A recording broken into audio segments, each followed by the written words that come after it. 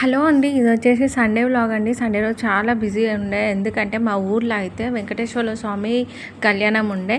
కాబట్టి మేమైతే పొద్దున్నే తొందర టిఫిన్ చేసేసి మనం దేవుని కళ్యాణం పోవాలని అయితే ఫిక్స్ అయినాం.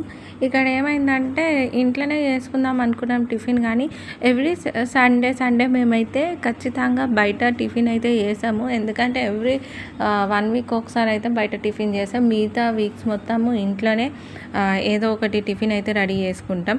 ఇక్కడ చూస్తున్నారు కదా, నేనైతే తింటున్నాం. పిల్లలందరూ పోయి ఆల్రెడీ తినేసి వచ్చినారు. అక్కడనే హోటల్లో తినేసి వచ్చిన. నేను ఒక్కదాన్ని మాత్రమే పూజ చేసి అన్ని వర్క్స్ కంప్లీట్ అయిపోయినాకనే నేను ఇంట్లో తింటా. బయట తినుడు ఇష్టమే, కానీ ఎప్పుడన్నా ఒకసారి బయటకు వెళ్తా. ఎందుకంటే ఇంట్లోనే ఫుల్ వర్క్ ఉంటుంది కదా. ఇంకా పూజ అవన్నీ కంప్లీట్ అయిపోయినాక నేనైతే బయట తింటా. ఇక్కడ ఇక ఇది అయిపోగానే ఇంకా మేమైతే గుడికి వెళ్ళినాం. ఇది ఏంటంటే పెద్ద అదృష్టం అండి చాలా. ఎందుకంటే మేము అప్పటిదాకా ఏమనుకున్నాం అంటే మెల్లగా వెళ్దాంలే అని అనుకున్నాము.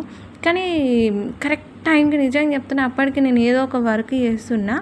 నాకు వెంటనే ఫోన్ వచ్చింది అన్నట్టు మా ఓనర్ అంటి నుంచి. ఫోన్ రాగానే వెంటనే లేచిన, రెడీ అయిపోయినా, వస్తున్నామని చెప్పేసి వెంటనే వెళ్ళిపోయినాము. అక్కడ దేవుని గుడిలోకి పోయి మేము మొక్కుతుండగా మా దగ్గర నుంచే అప్పుడే మేము ఇట్లా మొక్కుతున్నాం. కిరీటం అనేది దేవునికి పెట్టడానికి అయితే తీసుకెళ్తున్నారు. అప్పుడే ఒక పక్కన ఉన్న ఆయన ఏమన్నాడంటే మొక్కండి ముట్టుకొని అనగానే నేను మా ఆయన ముట్టుకొని మొక్కినాం. చాలా మిరాకిల్, చాలా మంచిగా అనిపించింది. ఏమనిపించింది అంటే దేవుడు అప్పటిదాకా మేము వచ్చినాకనే ఈ కార్యక్రమం అయ్యింది కదా అన్నట్టయితే మేము ఫుల్ సంతోషపడ్డాం. ఎంతైనా అంటే ఆయన అనుకుంటే, ఆయన పిలిపించుకుంటే మాత్రం ఖచ్చితంగా ఏదైనా జరుగుతుంది. నాకు అప్పటిదాకా నమ్మకం లేకుండా, బట్ నేను అడిగిపోయినాక ఏమనిపించింది అంటే ఆయనంతలో ఆయననే మమ్మల్ని అయితే పిలిపించుకుండు, మీరు రాకుండా ఎట్లుంటుంది అన్నట్టు అయితే మనసుకు అనిపించింది. ఫుల్ హ్యాపీ అనిపించేసింది. ఇంకా ప్రతి కళ్యాణం మొత్తం అయిపోయేదాకా మేమైతే అసలు బయటకైతే వెళ్ళలేము. మొత్తం చూస్తున్నారు కదా ఎంత మంచిగా, ఎంత ప్రశాంతంగా ఉండి. ఒక దిక్కు ఫుల్ ఎండలు ఎట్లా కొడుతున్నాయి, ఫుల్ ఎండలు కొడుతున్నాయి. అస్సలు కొంచెం కూడా ఎండ తగలకుండా చెట్లు ఉన్నాయి. ఎండ కొట్టినా కానీ మంచిగా బయట గాలి, స్వచ్ఛమైన గాలి అయితే మాకు వస్తుంది.